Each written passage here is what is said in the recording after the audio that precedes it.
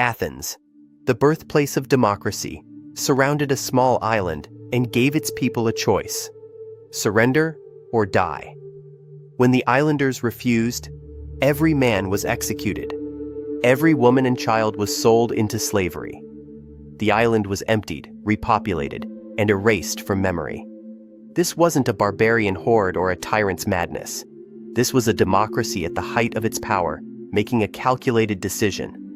The Melian massacre happened in broad daylight, recorded by historians, debated by philosophers. Yet today, most people have never heard of it. What makes a massacre forgettable? For 16 years, Athens and Sparta had torn Greece apart. Cities burned, alliances shattered. The war that was supposed to end quickly had become a grinding nightmare with no resolution in sight. Athens, once the beacon of democracy and culture, had grown desperate. Its treasury was bleeding, its allies were restless, and its patience for defiance had run out completely. Melos was nothing special. A tiny volcanic island in the Aegean Sea, barely 5 miles across. Rocky hills, a few thousand people, no great army, no strategic harbors. It had survived this long by doing what small places do in big wars: staying quiet, staying neutral, refusing to pick a side. But neutrality was no longer an option. Athens needed money. It needed control. It needed to send a message to every island watching from the sidelines. Melos had ancestral ties to Sparta. It had refused Athenian demands before, and now, in the summer of 416 BCE, Athens decided that this insignificant island would serve a purpose after all. 38 warships appeared on the horizon. 3,000 soldiers landed on Melian shores. The Athenians didn't come to negotiate. They came to make an example. What happened next wasn't a battle. It was a demonstration. A cold, calculated lesson in what happens when power stops pretending to care about justice. The Athenian fleet anchored off Melos in the winter of 416 BC, but this time, they didn't come with fire and sword. They came with words. The Athenians sent envoys to meet with the Melian leaders in private. No public assembly. No speeches to rally the people. Just a closed room where power could speak plainly, without the theater of democracy. What followed became one of history's most brutal conversations. The Athenians opened with a simple proposal. They would not waste time with arguments about justice or right. They would speak only of reality. We both know that justice exists only between equals. The strong do what they can. The weak suffer what they must. The Melians tried to reason. They were a small island. They had harmed no one. Surely Athens could allow them to remain neutral. Surely there was honor in sparing those who posed no threat. The Athenians dismissed every argument with cold logic. Neutrality was weakness. Weakness invited contempt. If Athens allowed Melos to remain free, every subject city in the empire would see it as fear. The empire survived on reputation. Mercy would destroy it. The Melians invoked the gods. They had justice on their side. The divine would not abandon the righteous. The Athenians replied that the gods, like men, ruled wherever they had the power to rule. Hope was a comfort for the desperate, but it changed nothing. The Melians mentioned Sparta. Their ancestral protectors would come. They had to. The Athenians laughed at this. Sparta calculated risk like everyone else. They would not sail across the Aegean to save one small island. The Melians were alone, and they needed to accept it. But the Melians refused. They would not surrender their freedom. They would not become slaves to preserve their lives. They chose defiance. The envoys left. The talking was over. Athens didn't need to destroy Melos for strategic reasons.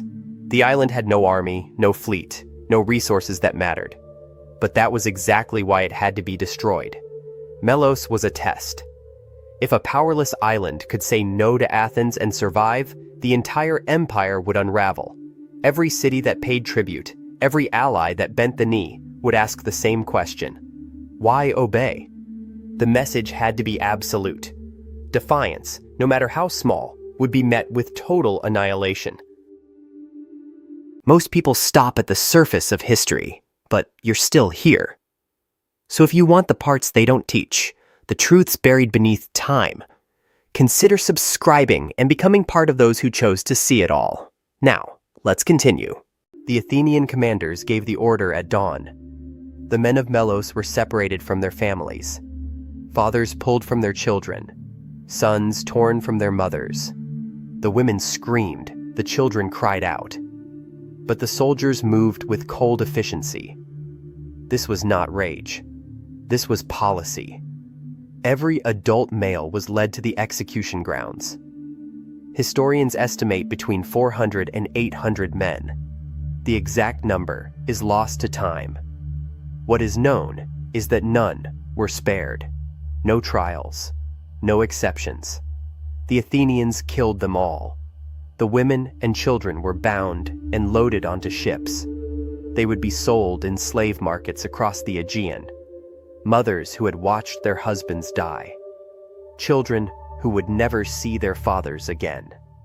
They were scattered across the Greek world. Their identities erased. Their names forgotten.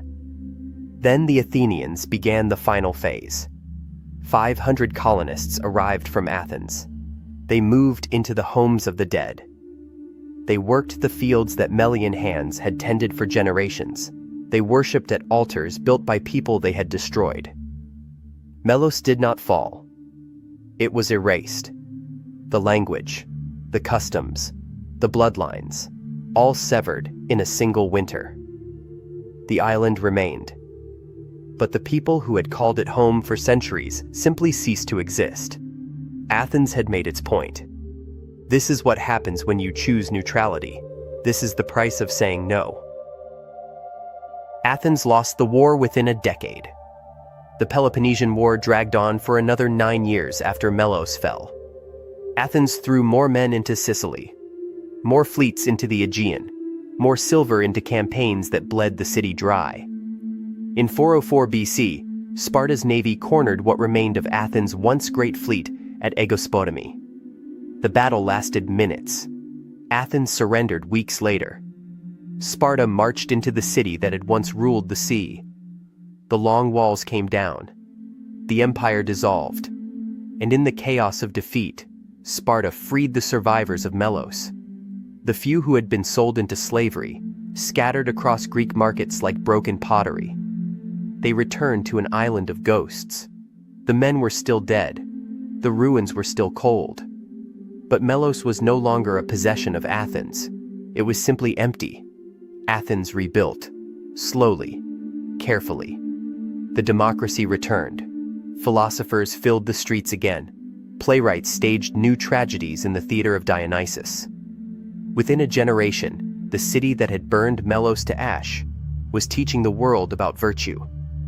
But Melos was never mentioned. No trial, no reckoning, no public debate about what had been done in the name of survival. The Athenian assembly, the same body that had voted for the massacre, simply moved on. New wars, new alliances, new speeches about justice and freedom. Thucydides wrote it down. He preserved the dialogue. He made sure the logic was clear. But even he framed it as a lesson about power, not a crime. The massacre became a case study, a philosophical problem, a footnote in the story of a greater war. History let them forget, because history was written by their students. The architects of democracy became the fathers of Western thought. Their ideas about reason, governance, and human nature shaped empires. And in that transformation, the blood on their hands became invisible. Melos was not erased by force. It was erased by admiration. How do you condemn the men who taught you how to think?